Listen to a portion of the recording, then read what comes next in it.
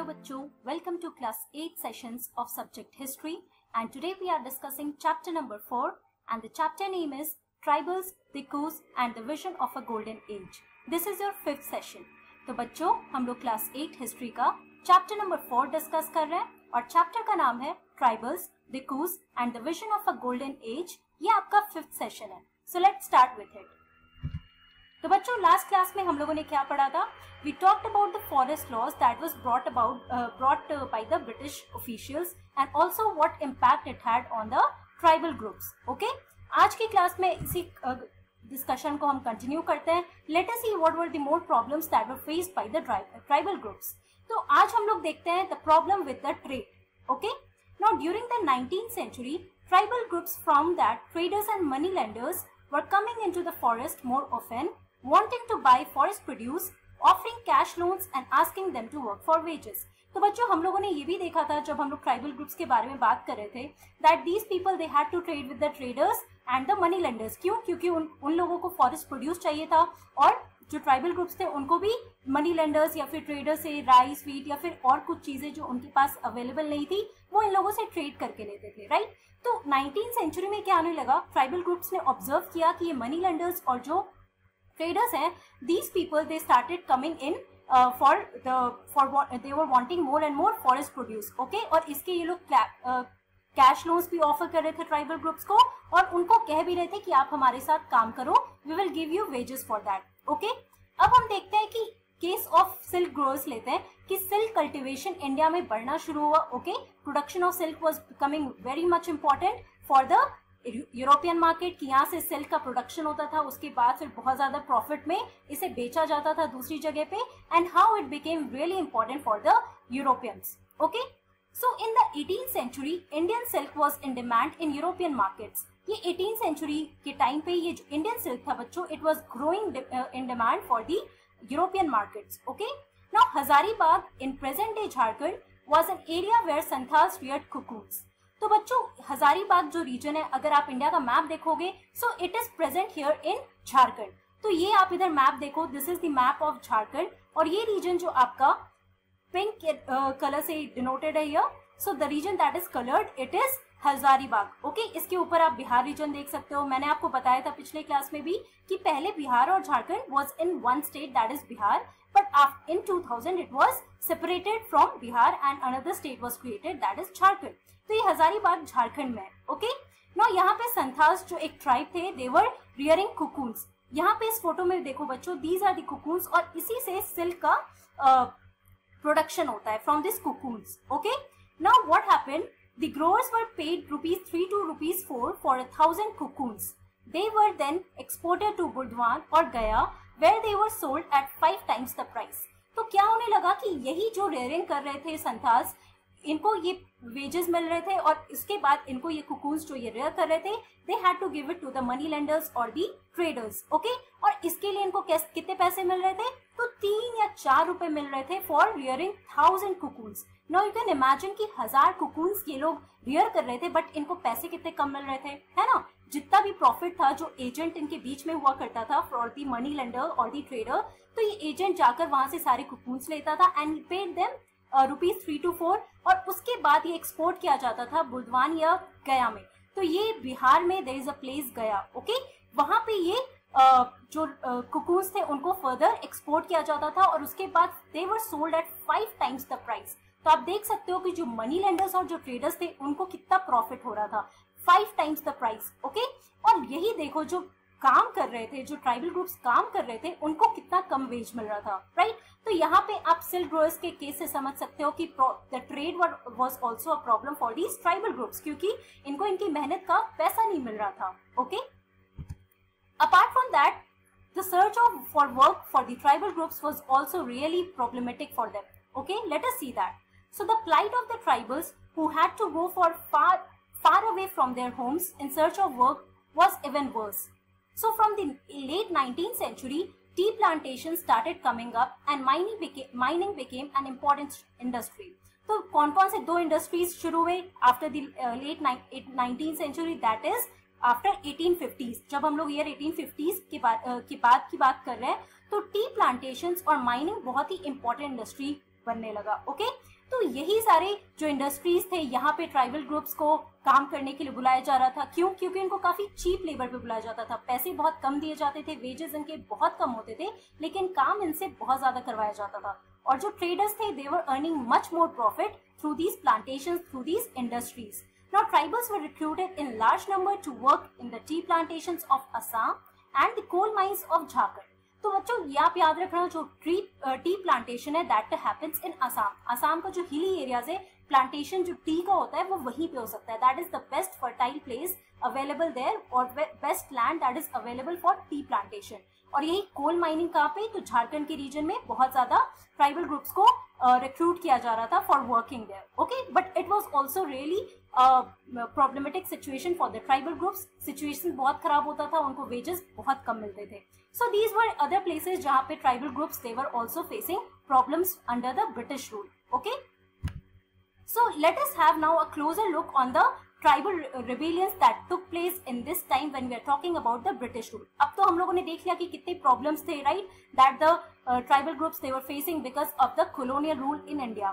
Now let us have a closer look at that. So through the 19th and 20th centuries, tribal groups in different parts of the country rebelled against the changes in laws, the restriction on their practices, the new taxes that they had to pay, and exploitation by traders and money lenders. तो बच्चों obviously ये लोग इतना ज़्यादा colonial rule की वजह से इनको इतना problem हो रहा था, इनका जो tradition, इनका जो culture था, all these were hampered. तो as a result of this what would happen? They would start a rebellion, revolt करते, right? हम लोग पिछले में भी जो हमारा पिछला सेशन था उसमें हमने examples में rebellions के बारे में देखा। Now let us talk about some of the important rebellions that took place in this part. So here are some of the rebellions that I am telling you. Please remember the date and the name of the rebellions. Okay. So the first one is the Coals that rebelled in 1831 and 32. तो ये कोल rebellion हुआ था that took place in 1831 and 32। और आप NCERT के map में फिर से देखना ये कोल्स जो है कौन से रीजन में रहते थे। Okay, now Santhals rose in revolt in 1855। 1855 में Santhal people they rose in revolt. Bastar rebellion it took place in central India that broke out in 1910 and Warli revolt in Maharashtra in 1940। So these were some of the most important rebellions that took place all over the country because of the problems that they were facing by the colonial rule. लेकिन इन सब में से सबसे important कौन सा था? The Birsa movement. तो बच्चों जैसे मैंने आपको बिरसा मुंडा के बारे में बताया था in our first session, I talked about Birsa Munda taking an example. Now let us talk more about this Birsa movement that was one of the most important rebellion that took place under the colonial rule. Now Birsa was born in mid 1870s. Okay. As an adolescent, Birsa heard tales of Munda uprisings of the past and saw the Sardars or the leaders of the community urging the people to revolt. तो जब वो बच्चे ही थे उस time पे ये बहुत ज्यादा ये सारी कहानियां सुनते थे about the revolts, about the Munda uprising and also जो लीडर्स थे उस पूरे ट्राइबल ग्रुप के उनको वो देखते थे that they are urging people to revolt. Okay, ये बचपन से ये सारी चीजें देख रहे थे, the problems that the tribal groups were facing. So in 1895 when Birsa grew up, okay, Birsa urged his followers to recover their glorious past. Now what was the glorious past? Let us see that. He talked of a golden age in the past, a Satyug, that was the age of truth. तो सत्युग का क्या मतलब होता है? Age of truth. When Mundas lived a good life, constructed embankments, tapped natural springs, planted trees and orchards, and practiced cultivation to earn their living. तो एक time था बच्चों, एक गोल्डन एज था इनके लाइफ में in the past time of the tribal groups, जहाँ पे ये Satyug, the age was called age of truth, where Mundas they had a very good life, बहुत अच्छी लाइफ थी उनकी. दे कंस्ट्रक्टेड एम्बैंकमेंट्स और वो natural springs, they used to tap these natural springs, और उसके अलावा दे प्लांटेड ट्रीज, ऑर्कार्ड्स, या फिर जो भी कल्टिवेशन था वो लोग फ्रीली प्रैक्टिस कर रहे थे. तो that culture, that tradition that they were following was about the glorious past. But आज जब आप लोग कॉलोनियल रूल की बात कर रहे हैं हम लोग, तो you can see that what they are facing under the colonial rule, right, कि उनको ये सारी इनके जो भी ट्रेडिशन थे, इनके जो भी कल्चर था, जो भी ये लोग प्रैक्टिस करते थे, सब कुछ जो ब्रिटिश जब से आए इनका वो सारा कल्चर इन्होंने चेंज कर दिया, right. So obviously they were not liking this fact, और ये बिरसा अपने लोगों को ये समझाते थे, अपने फॉलोअर्स को समझाते थे, और इनके फॉलोअर्स इनको भगवान मानते थे.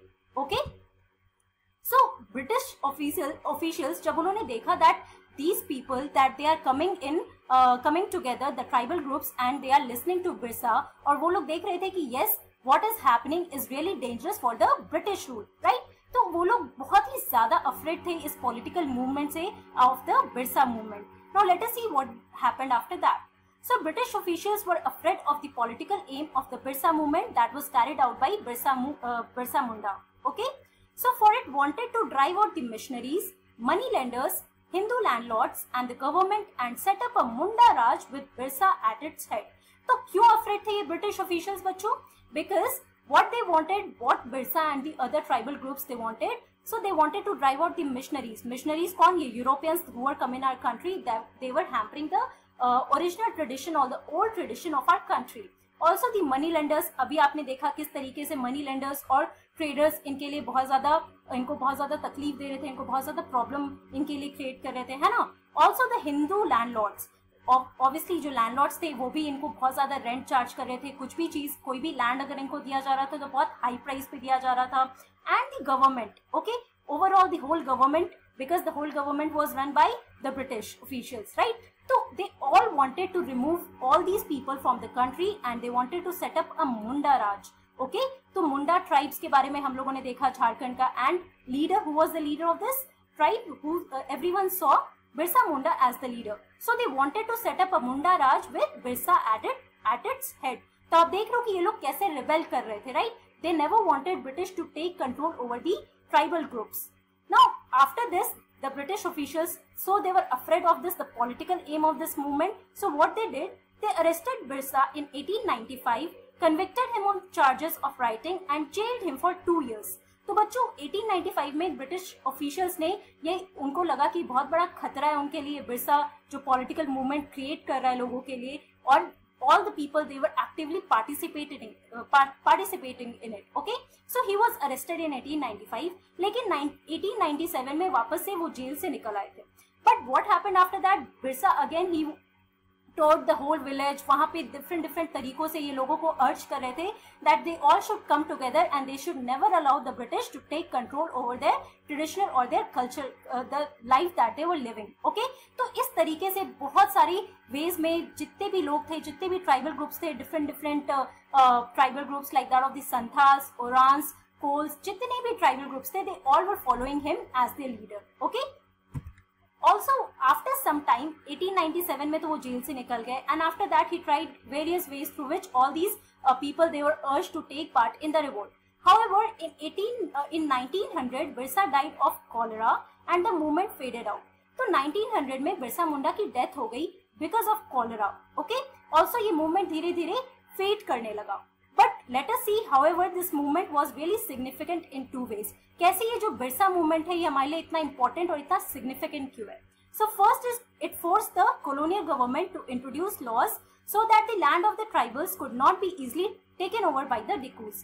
तो मतलब जो भी ट्राइबल लैंड्स थे they should not be taken by the foreigners. इसलिए बहुत सारे लॉज को लाना पड़ा था British the colonial government. Okay, these laws were brought by the colonial government for the safety of the tribal groups. Again, second, it showed once again that the tribal people had the capacity to protest against injustice and express their anger against colonial rule.